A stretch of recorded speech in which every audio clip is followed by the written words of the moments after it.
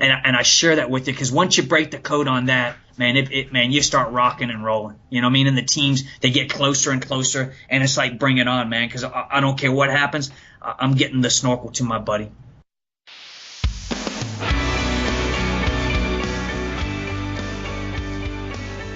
Hey everybody, welcome back to Patriot to the Core podcast. I am your host, Thad Forrester, and this is episode number 36. A while back, I mentioned that there were 2 states or 3 states that we had not received any downloads from. I don't believe I've addressed this since then, but I do want to say that shortly after that, actually before the podcast even aired where I talked about it, we got all 50 states are represented now with at least one download of one episode of the podcast at least. So anyway, appreciate that, Delaware and New Hampshire, and I think it was North Dakota, something like that. But now we're represented at least by all 50 states. But to get on now to our guest, Mr. Kurt Buller of the Air Force, I reached out to a friend of mine who's been on the podcast, episode number 1, Johnny Yellick, and I said, how would you introduce Kurt Buller? And he said, in our community, he needs no introduction. So ladies and gentlemen, in the Air Force Special Tactics community, Mr. Kurt Buller does not need any introduction, so we'll just get right into it. What is your life like now and your job now? Yeah. Hey, Thad. So, man, before I get into that, if you don't mind, I'd just like to say I've got a lot of respect for you and your family, the Forrester family, of course, and the Special Tactics community means a lot to us. I didn't know Mark well. I met him at Combat Control School. I was asked to speak at his graduation, and anytime I speak at the graduation, I ask to go out on a mission with the guys, just so I can get a sense of the team, so I can kind of massage my words to hit the right message for what I think the team needs. And I remember Mark specifically that night. It was an airfield seizure out there on the Bragg range, and one of his teammates got separated, and they were doing a simulated man down drill. And I remember Mark, because he was big and strapping, and I remember him getting up and going, "I'll go."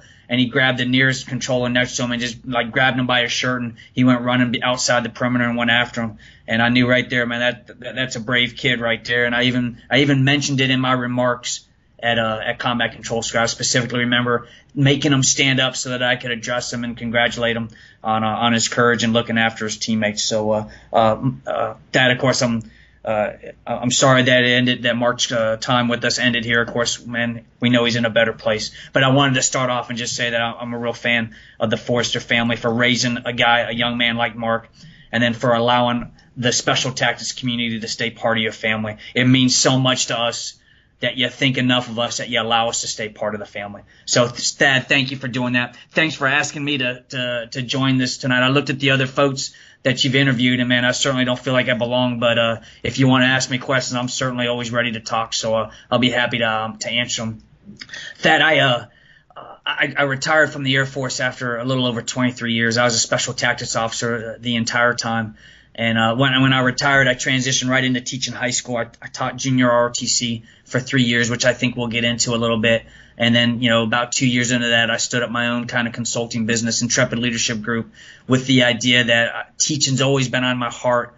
But as I was teaching in high school and sometimes getting a classroom full of young men and women, young adults that maybe weren't as enthusiastic about learning as I was teaching, I realized that maybe I needed to find a different audience to spend some time with, so that I could intellectually be challenged as well as feel like I was having an impact on the folks I was teaching with. And that's what Intrepid Leadership Group allowed me to do, is I was able to go out and reach out to the old community, the Special Tactics and the rescue community, and they would invite me into their space and give me the opportunity to talk about things that I think I did fairly well for a couple decades in the Air Force. So for me now, I own Intrepid Leadership Group. It sounds like, man, the word intrepid, the reason why I chose that word is when I visited the Center for the Intrepid once, and I saw all the men and women that the enemy took shots at, or that the accidents took shots at, and there they are getting rebuilt back together in their whole, the Intrepid, the cadre down in Intrepid Leadership Group, the medical teams, the entire body of work down there was putting folks back together. And I always thought intrepid was a strong term. It means fearless, which, of course, man, if you read Gates of Fire, the opposite of fear is love, not fearlessness. So I like how it's all wrapped together in that. But intrepid is a strong term. I followed the OSS model, our Special Forces Brothers models, when I chose the word group. and because it sounds larger than it really is. Right now, it's just me. When they numbered the special forces groups back during the Cold War, 1, 3, 5, 7, 10, and then you get your up to 20 with your National Guard groups. They wanted to make it look like there was more capability than there really was, and maybe that's what I'm doing with Intrepid Leadership Group. But it's certainly it's not as big as it sounds, but it's mine. I get to go out and I get to go back and be around capable men and women, and we get to talk about leadership and development and things that are near and dear to me, and it gives me an opportunity to try to help them and encourage them to meet their potential. So Thad, I know that was a mouthful to get us started, man, but that's kind of where I am right now. How's that for a starter? Yeah. So are you a one-man show? Yeah. So So I work by myself for myself, but the beauty of it is I get to go into the spaces. I learn from the folks that I'm around, but of course I get to bring my experience to them and try to get them going, hopefully in some different directions, or to at least see themselves a little bit more critically. If I look at myself and I think what I've done fairly well in my career is that I've always looked at myself critically, and I could see what I think was the real me, my strengths and my weaknesses.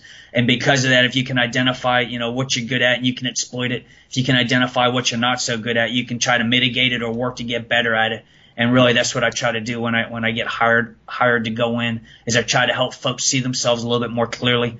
And then together we kind of chart the way ahead. So yeah, Intrepid Leadership Group is by myself, but fortunately it allows me to plug into a network of operators, guys that I grew up with, and get to keep spending some time with them. Yeah, and so you're hitting all branches, I guess. Yes.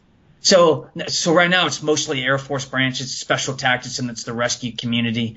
I have a large network of friends out there, from the different services. Of course, I spent the majority of my time in the joint environment, but I have not yet gone out and taken a contract or gone into the joint environment to do leader development. That hasn't happened yet. Okay.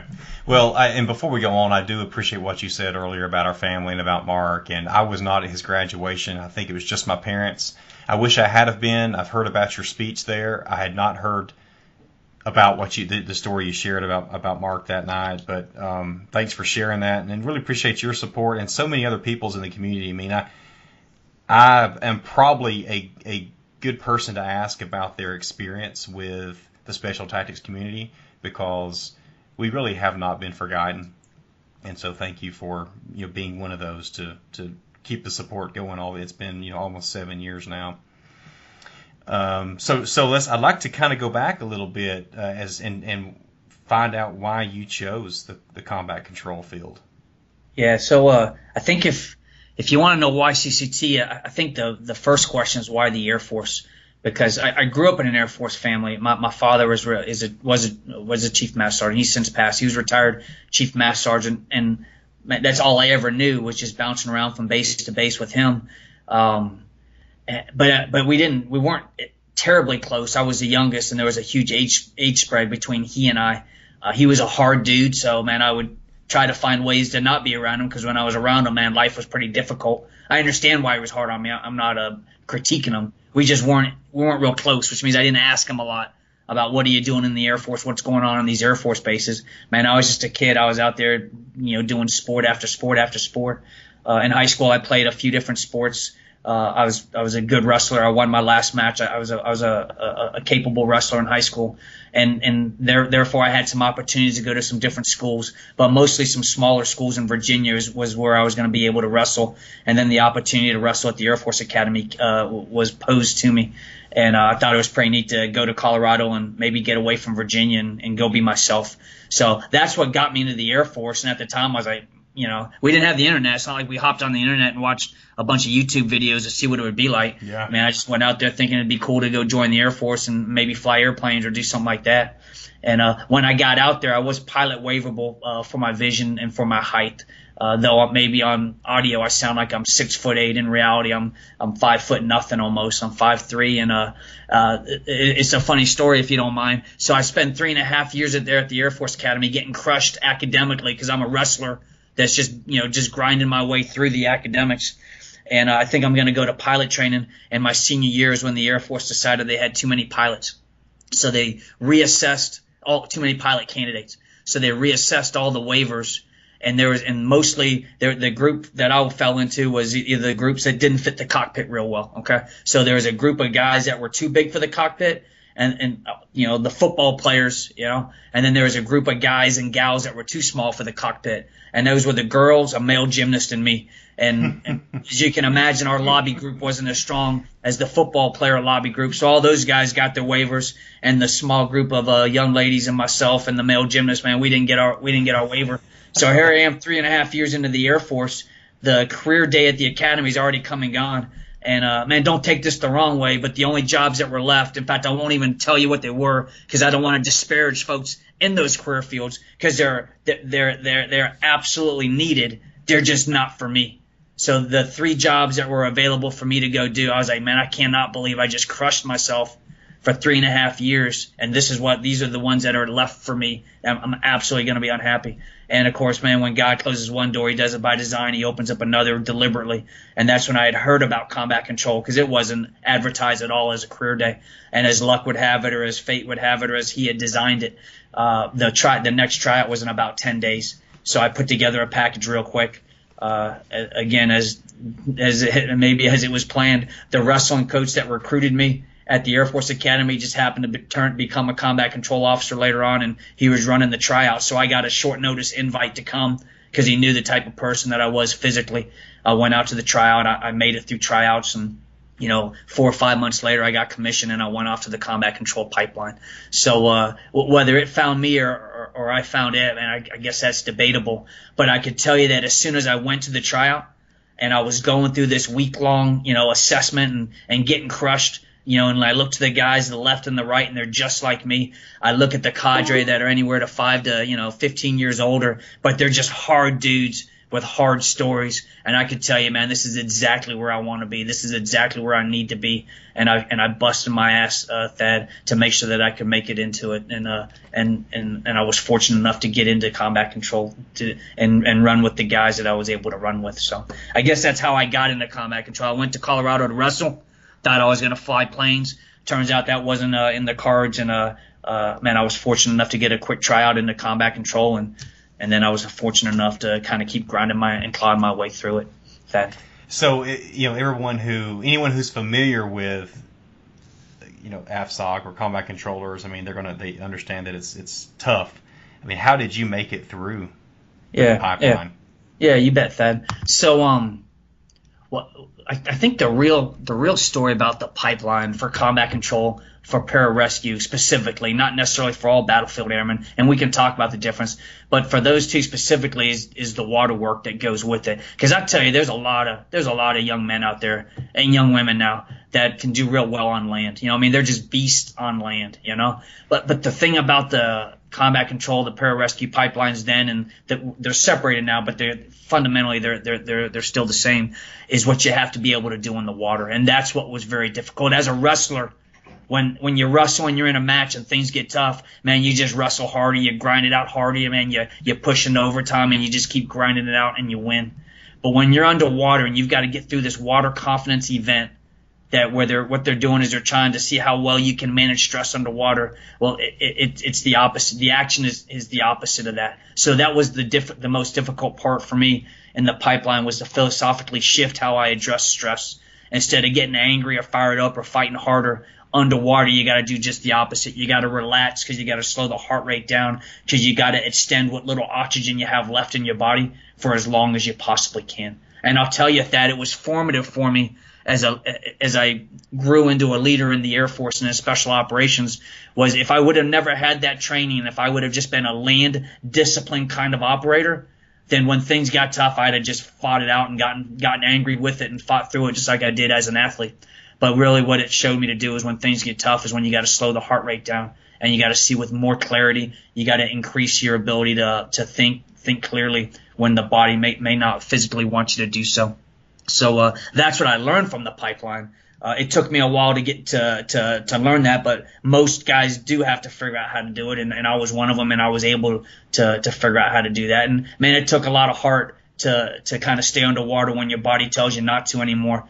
But it's also pretty cool when you're down there struggling. We see it called call it seeing Miss Wiggins, and you got that anxiety building up, and you want to come up to the surface, and you look to the left and the right, and you see your brothers down there dealing with the exact same stuff. Or if they're already done and they're watching you, they're over there giving you a thumbs up, telling you to just complete the task. So you asked me how I made it through the pipeline. I made it through the pipeline because I was part of a team. If I'd have had to gone through the pipeline by myself, there's absolutely no way I would have achieved the level of standards that they needed, specifically in the water. But, taking in some, I wouldn't have been able to achieve those standards by myself because the team made me stronger. And I'd like to think that along the way, maybe when guys look to their left and their right, on occasion they saw me, and maybe somewhere along the way I helped them achieve higher standards too. Yeah, and when you do that long enough, man, it becomes pretty special to be part of something like that. So was the water the hardest part of the pipeline for you?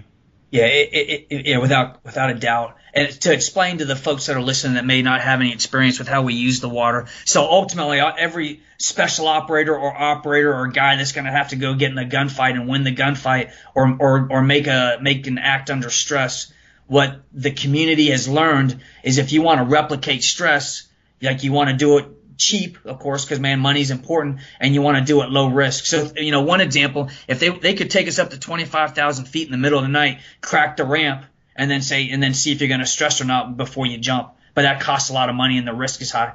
Or they could put you underwater, give you a task that you need to accomplish, and then when you start to not have enough oxygen and that pain and that anxiety starts to build up and that fight or flight kind of starts to kick in, they can just sit there and watch you. It's safe. It's cheap. It's a pool. And, it's safe because, of course, they're there to pull you out. And then they want to see who can handle it and who can't. The ones that can't handle it, they stress out and they come to the surface. The ones that can stay calm underwater, and they extend the bottom time long enough to achieve the task. It took me a while to break the code on that. But once I finally figured it all out, I was able to stay. So I'll tell you, I always was like on any team on a water event, they were probably like, hey, everybody keep their eye out for bull, we got to make sure we get them through. So I was never dominant in the water, but I was at least a strong enough fixture on the team that my guys wanted to help make sure that I was there and that they were looking after me. On land, I always felt like I could carry my share of the load plus other people's burden, and that's where I really tried to pay folks back, is the things on land would come more natural to me. As an athlete and with my endurance and my strength and my size, I was able to really help out on land. But in the water, it was very, very difficult for me. So even if you were a strong swimmer, there's really a mental thing. You've really got to get, I guess, while you're underwater to, as you said, to slow down and to know you can stay under a little longer, I guess. Yeah. So it's more than just being, an accomplished swimmer. I tell you, an accomplished swimmer probably has the benefit of being more comfortable in the water, so they may probably not get as anxious, or their technique allows them to accomplish the tasks better underwater because they move more efficiently. They maybe get more distance out of each stroke or whatever the task is. But at the same point, then on land, body strength may not be able to carry the ruck, may not be able to run. That's the beauty of these types of operational pipelines that take both land and water into account, is it really makes it's the whole person. And when you really look at the athletes in, the SEAL community, the divers in the Army, the maritime teams in the Marines, Marine SOF, and then of course in our battlefield airmen are one that operate in the water. It's not your prototypical kind of massive, huge guy, because that just kind of hurts you in the water. But then if you're a really thin, svelte, long, tall swimmer, well, that hurts you on land. And that's why the pipeline's there, man. Everybody gets a shot. And then you just you got to figure out how to adapt your body to be able to be successful in all of the environments. Yeah, Ish and George took me in the pool there at Pope there at the 21st, and just showed me a few underwater drills that they did. And I've always considered myself a very strong swimmer. I've been swimming since I was very, very, very young, without floaties, and I'm very comfortable in the water. But man, I couldn't do it at all. I thought I could, I can go sit on the bottom and all that stuff, but untying knots and the simple things, I'm sure for y'all that were very simple, I couldn't even come close to completely. Yeah, but to be fair, Thad, you were just there kind of in a recreational role. But if you had signed on the line and said that this is what you wanted to do, then you'd have done it, man. You know what I mean? Like that's the difference. Is, you know, if we commit to it, we can accomplish it. You know, because even now I swim more now than run, just because the body's taking a beating, and I'll warm up with a few underwaters, and I'll be like, man, how the heck did I ever do a 50-meter underwater?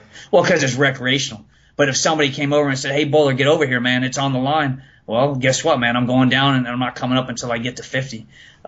You know, so that's just the difference. You know, never say never. Man, if they told me tomorrow I had to go through NDOC again, I'm going to say no to that, because that course was tough, and I'm 48 years old, and that's run way behind me. But you know, never say never, man. If I learned anything in the pipeline, one, you can't look at somebody and just determine that guy's going to make it and that guy's not, because there's so much inside the skull that really determines that. And two, man, I learned that there's not much we can't do if we just commit to it. And I tell you, Thad, that brings a lot of comfort to guys like us that are in these pipelines, that are on these teams, because even when the missions just seem very, very difficult and demanding or damn near impossible, man, we just know, man, whatever it is, we're just gonna not quit, and we're gonna accomplish it. And it's really comforting, man, especially when you look to your left and right and you know that there's dudes there that have proven that they have the exact same qualities. And man, it's strong, man. It's a capable thing. I tell you, it is the qualitative advantage over our enemy. Like, I know we talk about the technological advances we have over a lot of our adversaries, and of course we try to protect it because our adversaries tries to steal it and then reverse engineer it so they can build it cheaper and then use it against us. But what they haven't been able to do, man, is they haven't been able to figure out how to select and assess and train guys like we do in our special operations community. And I'm telling you, man, it is a qualitative advantage over the adversary. Well, I'd like to get into a little bit of leadership, like you were a part of, and how you assessed people. But first of all, how was your role as an officer? How did it differ from those that were enlisted in the pipeline, or I guess throughout the pipeline or beyond?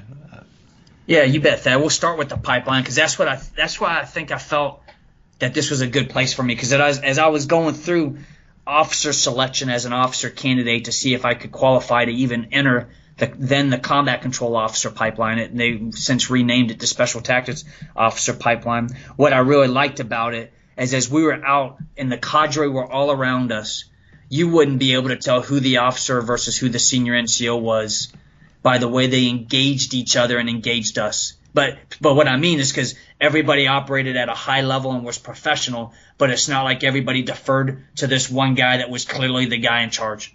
Everybody was fit. Everybody had clear roles. Everybody was allowed to engage us and critique us and you know and do the different things that they needed us to do. It wasn't until you really saw them in uniform, or you hear them address each other, that you realize what the hierarchy was. And I just thought that was neat. Not because I'm afraid to be in charge, or not because I'm afraid to have other people in charge. It was just a warm, intimate setting. Warm's probably not the right, because we were getting crushed. But you could see the intimacy amongst the guys that were already established and how well they worked together. And I was like, man, this is pretty cool. Like, man, being an officer with guys like that, man, that's pretty cool. So in the pipeline, as we go through the classes, everything, you know, they expected the exact same. We went through all the same training with the enlisted. We went through it side by side, which is exactly how it should be. There was a little bit more responsibility in an officer, as there should be, you know, keeping accountability, making sure lights are out, you know, doing making sure all the tasks are getting done. But what was cool is, man, if we would have, this is probably oversimplifying it, but if I would have went around and told everybody all the cleaning tasks in the dorm, and then I just went and sat back and then inspected the cleanliness of it, I would have been ineffective, and the cadre would have seen it. And fortunately, it wasn't in my DNA or my teammates' DNA anyway. Man, I would take one of those tasks too, and we would all just chip in and do it together. So that's how the pipeline is. And then when you get into the teams, you carry that over.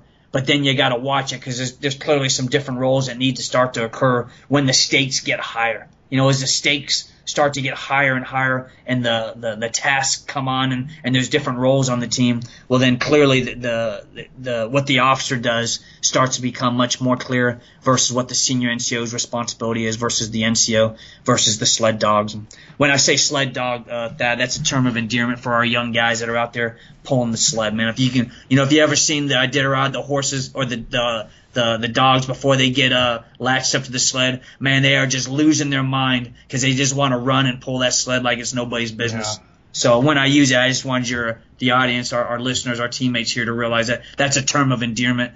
Man, I wish I could pull a sled again. This whole body's a little broken down. But those were the good days when that was the mission, was to snap into the sled and just pull the nation's business as fast and as hard as you possibly could. But so, in the pipeline, man, we went side by side. We looked after each other. We ate dinner together, man. We were friends. We were teammates. But we recognized that there was a delineation in responsibility that carries over into the actual operational teams. But the stakes just get a little bit higher, which makes the roles a little bit more crystal clear.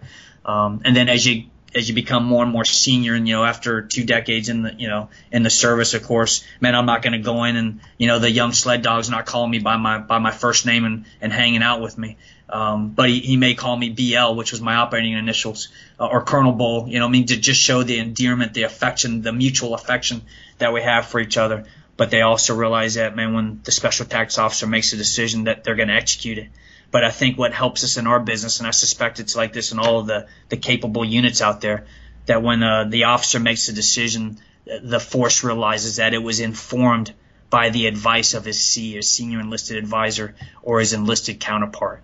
And I think that's what we get right in special operations is, man, it's designed that the officer and the NCO, man, it's a 2-man buddy team. It's a swim team.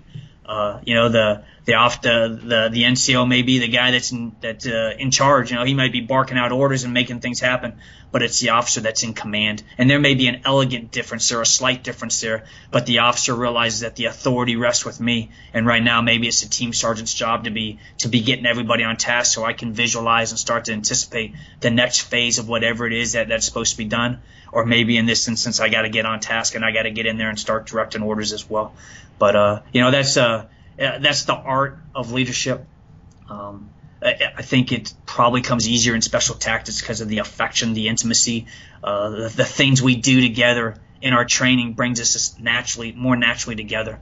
With this my business Intrepid Leadership Group, as I try to figure out where I'm going to go with this, and I've done a little bit of work with corporate, I think that's where corporate misses out, man. Like when I think about corporate leaders, and when they've got to sit down and they've got to make a heavy decision or the multiple decisions they have to make through the day, I think the way the system's designed is just difficult for them because they don't have that senior enlisted advisor or that senior NCO sitting next to them, the guy that grew up in the trenches, to advise them. It just doesn't seem to be like that in corporate. Or if it is, I haven't had the experience to see a company that was designed like that. But I'll tell you, in the military and the Air Force, I've concluded that God has created senior NCOs because, man, those senior NCOs have helped me make mostly the right decisions. But it also meant that I never had to carry the burden alone, that I could turn to my swim buddy and get some advice before I had to make the decision, drop the hammer or make a life or death decision. And it's pretty special, man. I feel bad for our counterparts, our leadership in corporate that don't get to have that relationship with his teammate that he might have grown up with. Does that make sense? Yeah, that's a good point. I mean, I would like to say something on that and see if this is what you're talking about. Maybe a corporation brings in someone from the outside to run it, but they have no idea what it's like to actually be somebody to work their way up. Maybe, let's take it, for instance, my business. I'm in the steel industry. And so you may bring somebody in who's never actually worked in the melt shop or has never been a buyer, but they're going to be a boss over these folks now. And this happens all the time. But you are at a disadvantage in some ways because you don't know what it's like to come through those ranks. And if you don't have someone that you can trust and rely on who is in those positions or has been, then you are definitely at a disadvantage. Is that kind of what you're saying? Yeah, it is that. But I guess also, to be fair to my buddies in corporate, I haven't walked in their shoes, and I recognize that their deliverables were different than my deliverables. So, man, they're executing something for profit, and these guys that you're talking about that maybe they bring in external to run the organization, man, they know exactly how to turn a profit. And that's why those guys are corporate leaders. Of course, in the military on target, man, we're not fighting for profit. We're fighting to win. And while clearly the military wants us to be as efficient as possible, ultimately they want us to be effective. And sometimes, man, we have to sacrifice efficiency and we have to use more resources to ensure that we're going to dominate and be effective. And maybe because of that, they're allowed to be able to create this manpower system where you can have a senior NCO and an officer paired up to go do the work to make sure that we're effective, that we dominate, that we win on target. Where maybe in corporate you just can't afford those different types of pipelines to just create profit. But I tell you, it just looks lonely to me. Like if I look at my buddies in corporate that have to make these decisions, I'm certainly prepared to make a decision by myself, and I will if I ever have to. And I guess there's probably been occasions where I had to. But I tell you, man, it's pretty slick to be able to turn to a buddy that you've known for 2 decades, that is blood and is bled and sweat and cry right beside you, and you get his advice before you make the final decision. It's pretty special, man. And it's hard. I think it's hard to recreate, and I suspect corporate maybe can't even afford to do so since most of it is for profit out there. How do you, as a leader, get commitment from your team? Yeah, commitment. Let me go back to NDOC and just tell a quick story, if that's okay. All right.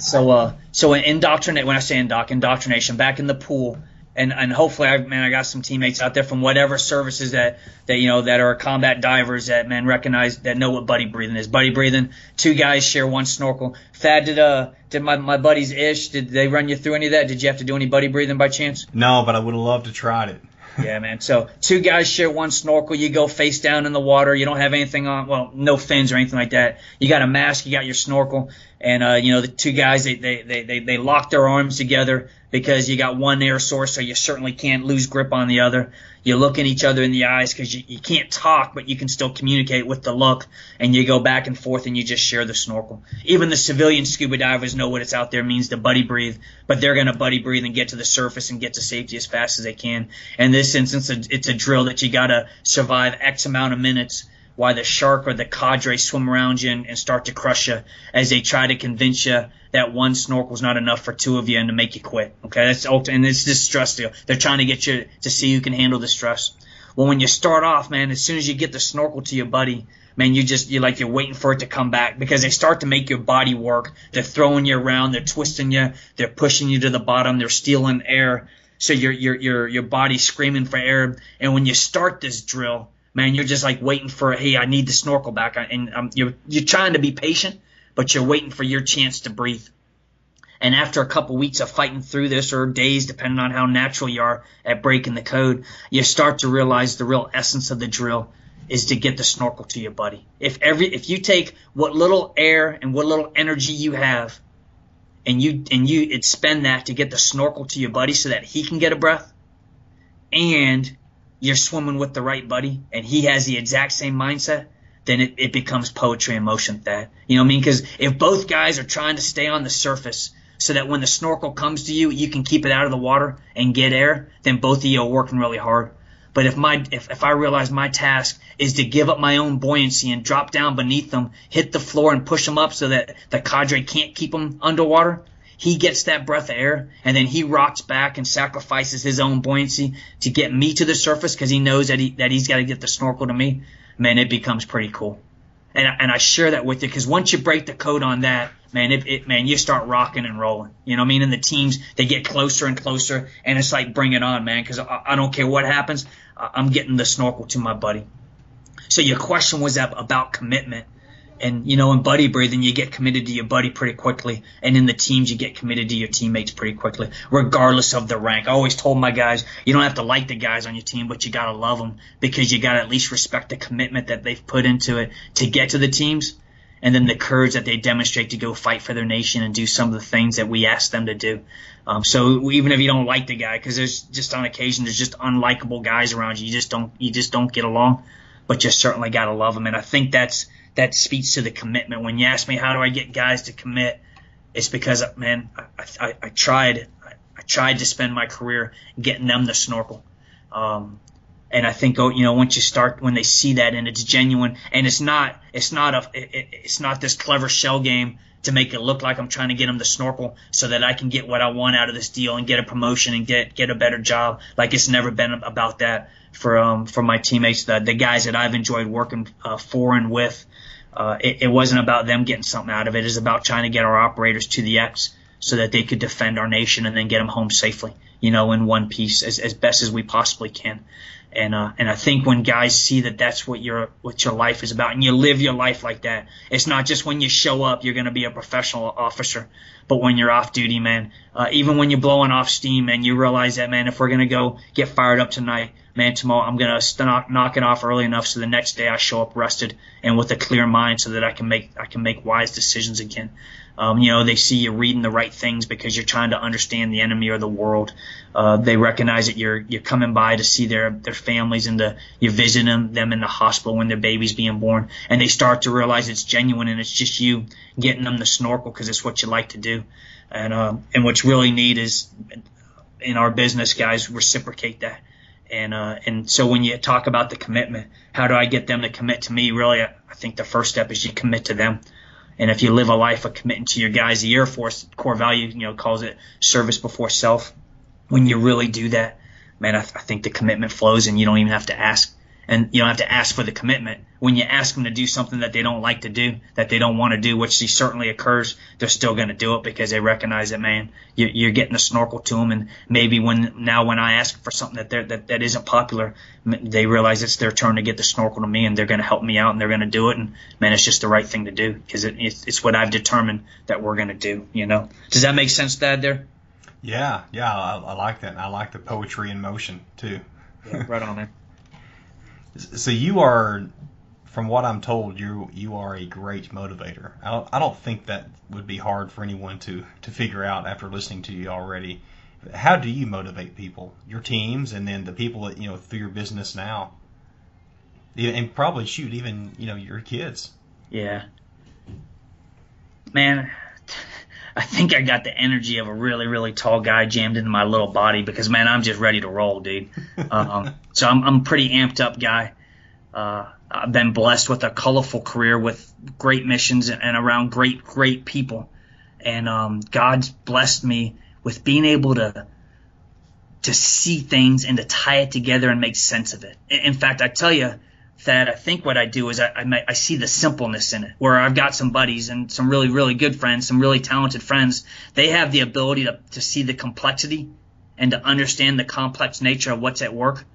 And I think I have the ability to understand how simple it is. And I think you need both of us. Don't get me wrong. I'm not saying I'm better or worse than them. It's just my skill is I see the patterns there. I see the simplicity at work, and I can articulate it either very clearly so that they know where we are, or through story or experience or something colorful. In which case, man, the guys understand it and they get fired up. So, man, I think that's what I think I'm gifted. I'm lucky to be a storyteller. I'm lucky to have lived a fairly colorful life with some great men and got to watch them do some great missions, and myself got to get out there on occasion and understand it a bit too.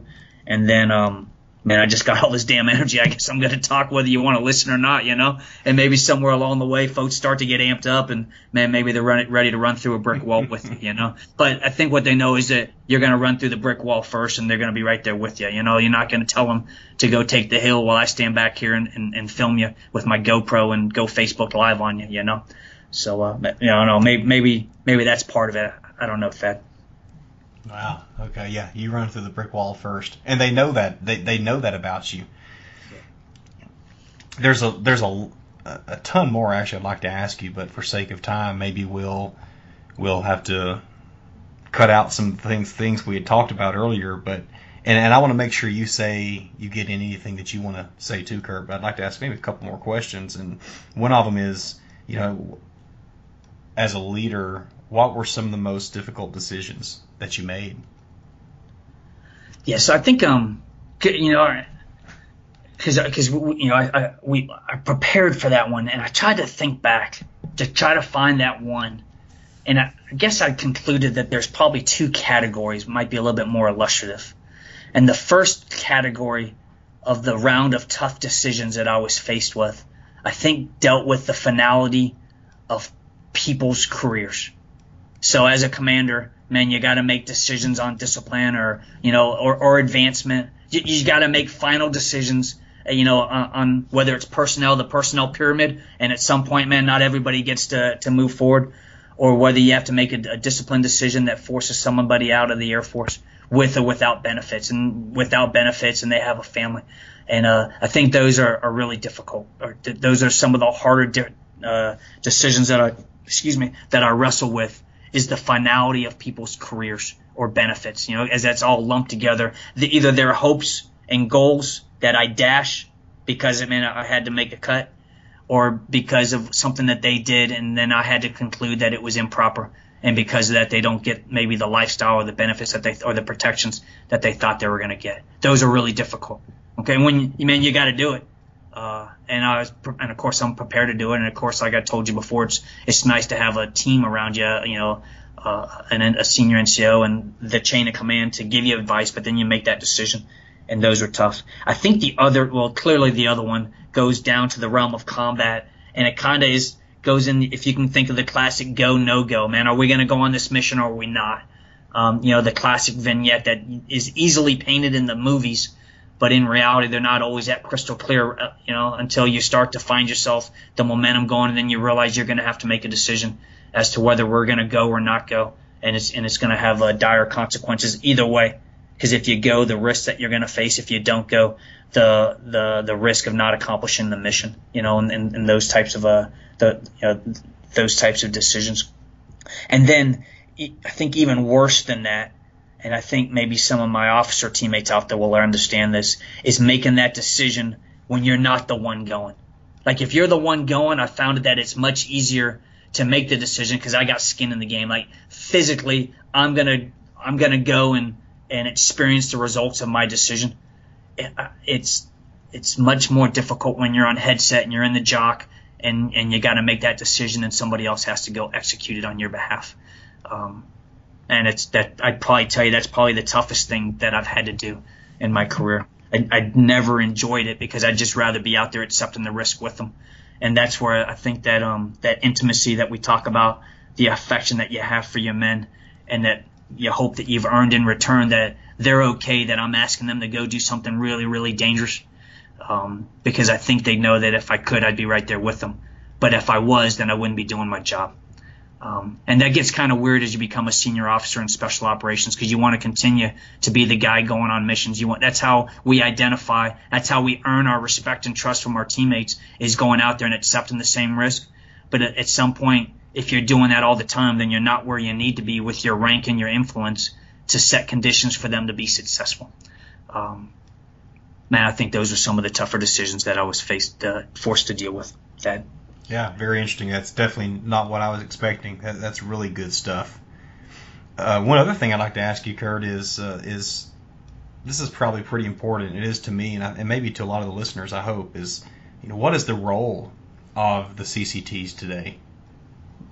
Yeah, so let me take just a larger step first and talk about battlefield airmen, because, man, I got brothers out there that wear all kinds of different color berets and different backgrounds, and truth be told, man, I'm colorblind. I just care about talent and getting them on target so we can win, so we can dominate. But so the battlefield airmen, by design, pararescuemen, combat controllers, tactical air control parties, and then our special operation weather teammates. Man, the goal there is to put them in a position to be able to exploit air power. And, if I had the classic Air Force mission statement, it's probably something along the lines about air and space power. But, man, you know what I mean. Things that are up above in the atmosphere, we've got to bring to bear to help the team that's on the ground to achieve its objective. And to do that, we're on the ground with them because we got to understand what the ground scheme maneuver is. And then the battlefield airmen are there to exploit whatever the air component or that's out there, whoever owns it, can bring to bear to help them be successful. So that's kind of the larger picture. For combat controllers, man, they're trained air traffic controllers, which allows them to talk to a whole lot of airplanes and convince them to do the right things really safely. Of course, they're fire supporters like our TAC-P brothers are, which gives us the ability to call in ordnance to put rounds on target, to call in airstrikes, because of all the gear that is on each combat controller out there to be able to communicate both verbally and digitally with all the different players that are out there in the battle space. You have the ability to have sky high situational awareness. So you're like you're walking around with a light, fast, lethal special operations force. And then because of what you got on your body, you can plug into this very sophisticated electronic network that can bring in some really some kinetic and non-kinetic effects really quickly. And that's ultimately what your combat controller is doing out there, is he's embedded in these different special operations ground forces that are out there, that are moving fast, that are outnumbered.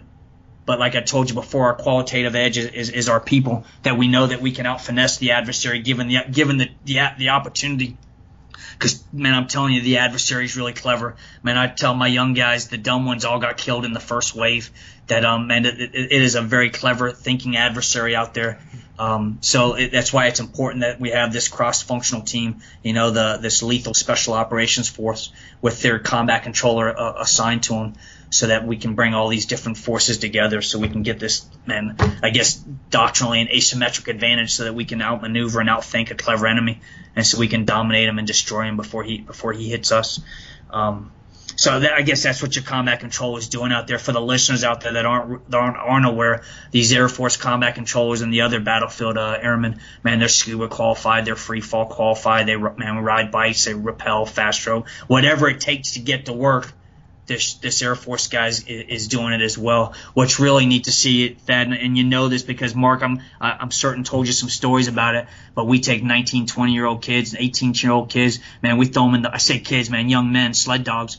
We throw them in the pipeline and we give them about 2.5 years to get really good at every one of these disciplines. And then we unleash them into combat. And I'll tell you, Thad, man, as sure as I'm sitting here today, that as an ops officer and as a commander, every time when it came to handing out assignments, man, one of my buddies would come in from an ODA, a special forces team, and say, hey, man, I got to have Ish back, for example, or I got to have this guy back or that guy back. And I'll tell you, hey, man, he's not available, but I got you, Senior Airman Forster.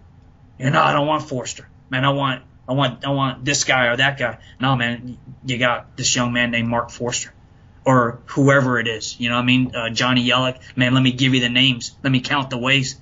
And then, man, as sure as I'm sitting here, Thad, 2 weeks later, hey, I check in. Hey, how's it going? Man, this guy's awesome. And then guess what? A year from now, who are they asking for? They're asking for those same guys back. It's really cool. It shows that our pipeline works, the way we select and train these young men, and then the way we entrust them, and then the way we unleash them. Man, the system works because they keep having great effects out there. And then the teams that they're with that were suspicious of them at first because they didn't know them, they're young and they're from the Air Force, man, a couple weeks into it, they won't go anywhere on target without making sure that guy's nearby. And then next year when they push into bad guy land again, they want that same guy with them. The experienced guys just trust us. Hey, just trust us, man. Special Tactics is going to send us another guy. He's going to be a young guy, but he's going to be okay. But some of the younger joint special operators out there, man, if you're listening, just give the guy a chance, because I'm telling you, he's gonna not let you down. Does that make sense, man? That's kind of what combat controllers do out there, man. I think they get it done for us, man. They help us dominate on target. Yeah, and it seems to me that something unique about them too, and is very remarkable, is that there you have to be able to attach to other teams regularly, so you're never with the same people all the time. Is that right? So maybe 6 months you're with this team, you come home and you deploy again, and you're with a completely different group. Is that generally how it goes? Yeah, that's absolutely how it goes. And so if you think, man, you think about Mark when he was a young man, or the young men that are out there now, they have to step into this team room. And whether, before the war, we would go into isolation, we would all deploy together. So you meet the guy back in, CONUS, and then you deploy together. We still try to do that with exercises now before we deploy, but with just the sheer volume of work, oftentimes you don't meet the team until you check into the FOB downrange, the forward operating base downrange. You swap out with the guy that was there, you take his bunk, you swap out the crypto, you get the freaks, and then you go out on the next mission with them. And imagine the anxiety of the young man on his first deployment, and he steps into this this special forces team, or a MARSOC team, or a NAVSPEC war team, and man, he's got to go execute. Now the beauty of it is that they're so well trained that if they can just get through that anxiety those first few days of meeting everybody and kind of figuring out who's who, man, as soon as aircraft check on and the rounds start flying, man, they're going to go to work. And after that, then, man, the ice is broken and they're going to be accepted into it. But let me pose this to you, Thad, because this is the dilemma for special tactics is, each team as say our young captains out there, our young team sergeants and captains, they're trying to nurture a culture that they think is right for their flight, for their team, for our piece of the fight. So you have these guys for 9 months. They train together. They do everything together. And then for 6 months, everybody goes down range into these other team rooms all around Afghanistan, Iraq, Jordan, Syria, wherever they're at. And for 6 months, they pick up their culture, and then they come back. And when you come back to a team room after a deployment, you got 15, 18 dudes that were all at different locations assigned to different teams, and everybody kind of has their own part of their culture brought into it.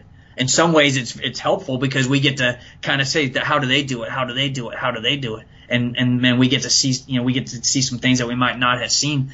But on the other hand, man, if it wasn't the same culture that you were trying to strike, man, you got to reset the team and you got to get them going again. And that's why I think our special tactics officers and our senior NCOs, man, I think they got a huge job out there, a huge, massive leadership challenge of bringing these guys back together that have been running one deep for 6 months, get them back into a coherent team so we can train together, because they also have a mission to deploy together to go do airfields and reconnaissance and things like that. Not everything that we do is one deep. That's where the market that this war has brought us, the kinetic nature of the war. But, man, we're getting back to having to go on target and go survey airfields and open and make access globally to the different platforms out there that need to get into some different places. So I don't know if I'm articulating that really well, but it's a real leadership challenge for a young officer to come back with 18 dudes that have been downrange with 18 different teams and 18 different locations and put his team back together again. And intellectually, I think it's fun for him, but I also tell you it's demanding, and I'm proud of our officers because I think they do a fine job managing that, leading that. Yeah, I'm glad you shared that perspective because I've always looked at it from just the individual standpoint of adapting to the team once you go downrange, but I never thought about coming back to your, Air Force team. Yep. Well, Kurt, in closing, I'd like to ask you, what would you do if your son or sons came to you and said, I want to join the Air Force, or I want to be a combat controller? What would you say to them? Yeah, so the answer is yes, but they could say whatever it is, Thad, that makes them happy, and if it's honorable, And it could be they want to go be a tightrope walker in a circus, man. As long as they live and conduct themselves honorably, then man, I'm all about it. And it's ironic that you say that. I got two boys, Drew 16, Brock's 14. And, so I've been retired for 3 years now, but they still remember the guys that I ran with. We still get to go to some functions, so they know the type of work I did and the guys that I ran with. But we don't talk about it much, which, to be honest with you, is part of the success that we're having in special operations in our military is we don't have to talk about the war much because it's not all around us. Because if we weren't successful, they'd be here, man. I'm telling you, the enemy would come into my house tonight and kill my boys if they thought they could get away with it, but we're just too strong that they can't. So in some ways that's a compliment, of course, to our defense and our first responders. It gives me time to raise my boys. Like what our military has done is it's given me decision space to raise my boys the manner that I want to do it. Like I've been in these countries where kids have been pressed into the fight. They didn't have any choice. And fortunately, that's not this country. I've got the decision space to raise my boys the way I see fit. We talk about the nature of the war and about their responsibility to be sheepdogs and look after others more so than just looking after themselves. But we don't talk about we don't talk about combat control much. My 16-year-old, based on what he's doing in high school, may ask about, national security or things of that nature, things going on domestically. But I like that, man. It means I get to raise the boys on the tempo that I think is appropriate and introduce them to the nature of the world at the pace that I think is appropriate. And so like if they were to walk in and say, "Hey, I want to be a combat controller," man, that's awesome. Like, what are you gonna do what can I do to help you prepare for it? If they come in and say they want to go to college, that's awesome. They come in and say they want to be a mechanic, that's awesome. They come in and, man, they say they want to join the circus, that's awesome, man. Just live honorably, do it the best you can, work as hard as you can, and make sure you call your mom, because we're gonna miss you, just because we're really close. Like, Dad, we didn't get into it much. I retired at 23 years. And clearly I could have stayed in, and it was a decision that I made because I wanted to spend time with my boys before they left the house. And I'm telling you, I'm executing the base plan still, even though maybe teaching high school didn't work out the way that I expected. And now I'm doing Intrepid, and even this, like right now I'm talking to you from a remote location because I've got work in Arizona this week, but I'm making sure that I'm not filling up my calendar every month with work, chasing the buck at the cost of the time that I have with my boys and my wife. Because ultimately that's my responsibility is to raise them. I've got the man side of the relationship, and Jen, my Spartan wife's got the woman side of the relationship, and together we're raising our boys as best as we can. If they want to be combat controllers, man, get after it. Whatever it is, man, they just better get after it, and they better do it right and live honorably. That's my expectations of them. I expect them to make some mistakes along the way. I got no issues with that. They just got to own up to it, be accountable to it, and then get back on task. So I don't know, Dad, if does that make sense or not? Absolutely. No, that's great. That's great stuff, Kurt. Anything else you'd like to say in closing? Dad, man, I miss my teammates. I'll tell you that. I've met a lot of neat folks. I live outside Louisville, Kentucky now, small town in Goshen. There's really good people there. Kentucky's a really neat state. It's awesome. It's different, when you move into a military community. Everybody knows you're new, so like everybody's new. So they tell you if you're asking for directions, they kind of help you get there. You go move into a Goshen, Kentucky, and they ask for a direction, and they'll say, "Well, you know where the old Wilson farm is." No, I don't know where that's at. No, well, what about that old cedar wood that broke in the storm last year that everybody tied up the highway for a year? No, man, I don't know where that's at. And they kind of look at me like, "Man, you're not from around here, are you?" No, I'm not. But they're awesome people, really nice people. But I do miss my teammates. I miss my community, the guys I grew up with. And I guess Intrepid allows me to kind of get around them a little bit. Maybe they don't miss me. I don't know. But I certainly miss them. And I don't. So I hope that doesn't sound like I'm sad. I'm not sad. I'm excited to be in Kentucky with my boys and with Jen, man. We got a good church. We got good schools, good sports, good neighbors, good community. It really, what it did is it reminded me how special my time was with my teammates, and allows me to reflect on it and not take it for granted. So what Intrepid has allowed me to do is to get back and see those guys with a little bit more frequency. And when I do, man, I try to bring it strong for them. But I also, I get a chance to be around my teammates again, and that's really special for me, Thad. So thanks for giving me the opportunity tonight to talk here. I know my teammates, they're going to tune me out after about 5 minutes anyway, because I probably sound like a broken record to them. But I do appreciate, Thad, the opportunity to talk about them a little bit and to tell you my story for what it's worth. Thad, I appreciate the invite to do that. Okay. Hey, this has been my pleasure. I've loved it, and there's so much more I would love to talk to you about, and some other topics that you and I had discussed we just couldn't get to, and that you and I discussed previously. And I mean, I would love it if you would be open to come back sometime and we could talk about some more. But that we can work that in your schedule, and if you're up to it again. But it's been awesome, and thank you for taking the fight to the enemy for so many years, and then for training our young guys to do the same. Yeah, you bet, Thad, man. I wouldn't have it any other way. But thank you, appreciate it. Hoo-yah, team. So there you have it. I was motivated and pumped up. I hope you were too by Mr. Buller. Thank you, Kurt, for coming on the show. Really appreciate that, especially when you thought you were going to be able to get out of it. I gave you a chance, but glad you chose to speak with me for a few minutes. I did want to let the guests know that, once again, that I am on Patreon.